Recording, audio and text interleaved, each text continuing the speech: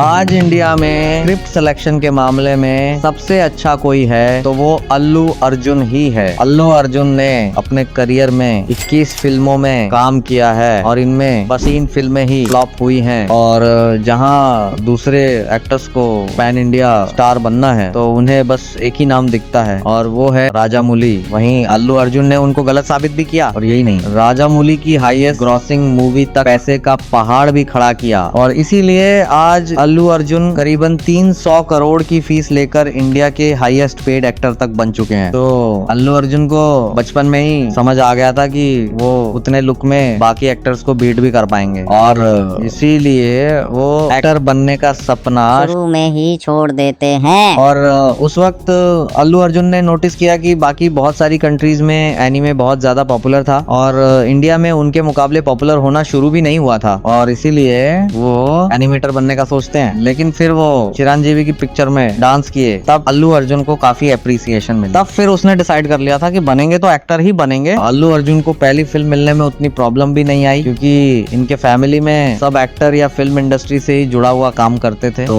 2003 में अल्लू अर्जुन की पहली फिल्म आती है और इस फिल्म का डायरेक्टर थे के राघवेंद्र राव, जो उस समय के सबसे फेमस डायरेक्टर्स में से एक थे। तब फिल्म का बजट 3 करोड़ रुपए था और इसका कलेक्शन 11 करोड़ रुपए रहा, जहां अल्लू अर्जुन सक्सेसफुल रहे। लेकिन सडनली अल्लू अर्जुन की बहुत ज्यादा ट्रोलिंग होने लगी। लोग बोलने लगे कैसा लुक है एक्टर का। इस ट्रोलिंग से अल्लू अर्जुन बहुत ज्यादा परेशान हो गए थे और इसके बाद अल्लू अर्जुन के पास कोई काम ही नहीं था। तब एंट्री होती है अल्लू अर्जुन की लाइफ चेंजिंग डायरेक्टर सुकुमार की और आर्या मूवी का बजट रहता है 4 करोड़ और कलेक्शन शॉकिंगली 30 करोड़ रहता है। ये ऐसी फिल्म थी जिसने अल्लू अर्जुन को पहाड़ पर ले जाकर खड़ा कर दिया। लेकिन इस फिल्म से अल्लू अर्जुन से ज्यादा फायदा सुकुमार को होता है क्योंकि सुकुमार की ये पहली फिल्म थी और पहली ही फिल्म में फोड़ दिया था और इस फिल्म का सॉन्ग पूरे ईस्ट वेस्ट नॉर्थ साउथ सब जगह बजता ही जाता था।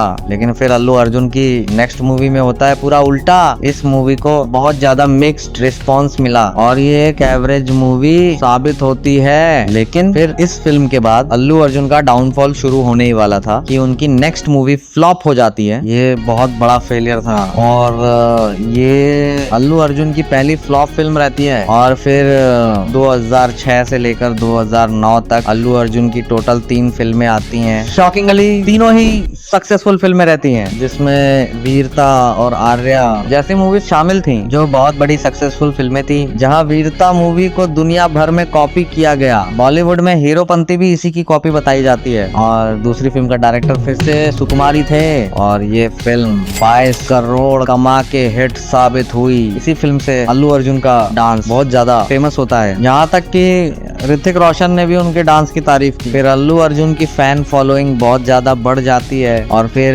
2010 में 2 मूवी आती हैं, बरूडू और वेदम। और शॉकिंगली ये एक फ्लॉप और एक एवरेज फिल्म रहती है। लेकिन फिर इसके बाद अल्लू अर्जुन 1 2 3 4 7 10 11 लगातार हिट्स दे डालते हैं और इन फिल्मों के अंधाधुंध रीमेक भी बनते हैं जिसमें सरायनोडू और अला वैकुंठ पुरमुलु जैसी फिल्में शामिल थी। शॉकिंगली इसी दौर में एक ऐसी फिल्म भी आती है जिसमें उनका रोल ज्यादा चर्चा में नहीं था, नाम नहीं लूंगा, खुद देख लेना। और उस फिल्म की एक्ट्रेस को मोस्ट अनलकी एक्ट्रेसेस में काउंट किया जाता है। हर बेकार 3rd class big budget movie में कास्ट किया जाता है और वो मैक्सिमम मार खाकर जाती हैं। लेकिन अल्लू अर्जुन के साथ करने की वजह से वही फिल्म 280 करोड़ का कलेक्शन करके ब्लॉकबस्टर साबित होती है। अल्लू अर्जुन की सबसे अच्छी चीज जिसने उन्हें यहाँ तक पहुँचाया है वो है उनकी एक्टिंग और स्क्रिप्ट सिलेक्शन। ये अपने जबरदस्त एक्सप्रेशंस के लिए भी बहुत फेमस हैं और यहाँ ये एक एक्सप्रेशन में ही पूरी मूवी निकाल देते हैं। अल्लू अर्जुन एक बार फिर से सुकुमार के साथ काम करने का फैसला लेते हैं और ये कोविड के टाइम पर आकर 373 करोड़ का धुआंधार कलेक्शन करती है। और इस मूवी को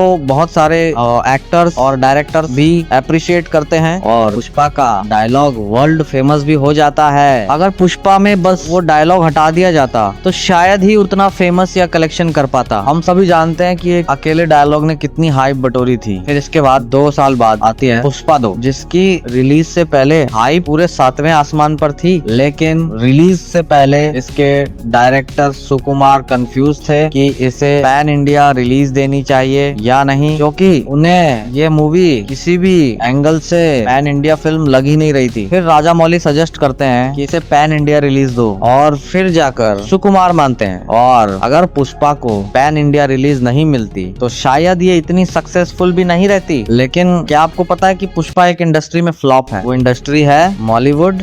ये कैसे हो गया? लेकिन ओवरसीज में ये सुपर हिट रहती है। और टोटल कलेक्शन होता है पुष्पा 2 का पूरे 1745 करोड़ का, जो बाहुबली के रिकॉर्ड्स के टक्कर में आ गया था। पुष्पा 2 के बाद अल्लू अर्जुन को ईस्ट वेस्ट बॉलीवुड हॉलीवुड सब जानने लगते हैं। यहाँ तक कि पुष्पा 2 के लिए अल्लू अर्जुन 300 करोड़ की भारी भरकम फीस लेते हैं, और इंडिया में इतने बड़े अमाउंट की फीस लेने वाले पहले एक्टर्स में शामिल हो जाते हैं। बॉलीवुड के शाहरुख खान भी अल्लू अर्जुन को सर कहकर बुलाते हैं। Cannot match how Allu Arjun sir has the swagger. नहीं सर, मैंने भी बहुत ट्राई किया। अल्लू अर्जुन सिनेमा और एक्टिंग में तो जीत गए, लेकिन इंटरनेट में आज भी नहीं जीत पाए हैं। उन्हें शुरू से ही बहुत ज्यादा ट्रोलिंग का सामना करना पड़ा है। शुरुआत में एक अवार्ड शो में अल्लू अर्जुन खुलकर हंस देते हैं और वो क्लिप बहुत ज्यादा वायरल हो जाती है, जिसकी वजह से उन्हें काफी एम्बेरसमेंट भी झेलनी पड़ती है, और आज भी कई बार हंसते वक्त मुंह ढक लेते हैं। फिर जब अल्लू अर्जुन मुंबई आते हैं अपनी मूवी प्रमोट करने के लिए, तब उन्हें अपनी आवाज के लिए भी ट्रोलिंग झेलनी पड़ती है, और आज भी पुष्पा को ओवररेटेड बोला जाता है। इस सीन की भी बहुत ज्यादा ट्रोलिंग होती है।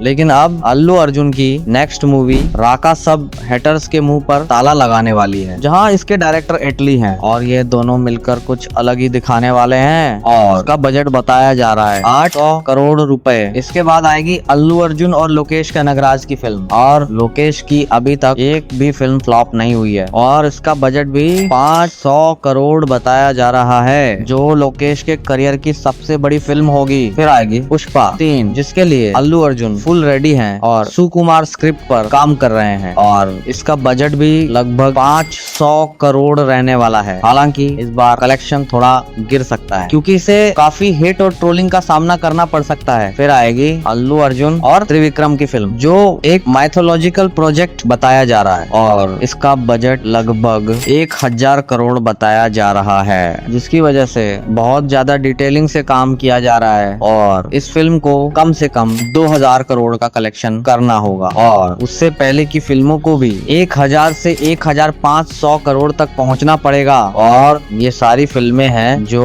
ऑफिशियली अनाउंस हो चुकी हैं। अब बात करते हैं रूमर्ड प्रोजेक्ट्स की। सबसे पहले आता है अल्लू अर्जुन और संदीप रेड्डी वांगा का प्रोजेक्ट, जो अगर हुआ तो बहुत ज्यादा एक्साइटिंग होने वाला है। अल्लू अर्जुन की एक्टिंग और वांगा की डायरेक्शन का कॉम्बिनेशन देखने लायक होगा, और ये प्रोजेक्ट लगभग कंफर्म माना जा रहा है, बस ऑफिशियल अनाउंसमेंट बाकी है। और फिर आती है अल्लू अर्जुन और आदित्य धर की फिल्म, जो बहुत बड़ी प्रोजेक्ट साबित हो सकती है। धुरंधर के बाद आदित्य धर की डिमांड नेक्स्ट लेवल पर है, और ये अश्वत्थामा वाला प्रोजेक्ट हो सकता है, जिसे आदित्य धर पहले बनाना चाहते थे, लेकिन बजट की वजह से रुक गया था। और अगर आदित्य धर अल्लू अर्जुन को इस फिल्म में ले आते हैं तो ऑडियंस को एक बहुत बड़ी फिल्म मिल सकती है। तो कमेंट सेक्शन खुला है, आप ये बता सकते हो कि आप अल्लू अर्जुन की किस फिल्म के लिए सबसे ज्यादा एक्साइटेड हो, और आपको क्या लगता है कौन सा प्रोजेक्ट बॉक्स ऑफिस फाड़ सकता है। तो अभी भी वीडियो खत्म नहीं हुई है, मेरे पास 2 माइक हैं जो अभी बहुत सस्ते में मिल रहे हैं। जब मैंने लिया था तब इसकी प्राइस इससे काफी ज्यादा थी, और इसकी क्वालिटी और प्रेजेंस भी बहुत बढ़िया है, और सेम यही बात इन 2 ईयरबड्स पर भी लागू होती है। ये भी अभी काफी कम प्राइस में मिल रहे हैं, और इसका प्राइस कभी भी बढ़ सकता है, तो एक बार जरूर चेकआउट कर लेना, क्योंकि ऐसा डिस्काउंट बार बार नहीं मिलने वाला। तो अभी के लिए मैं चलता हूँ, मिलेंगे फिर किसी और टॉपिक के साथ।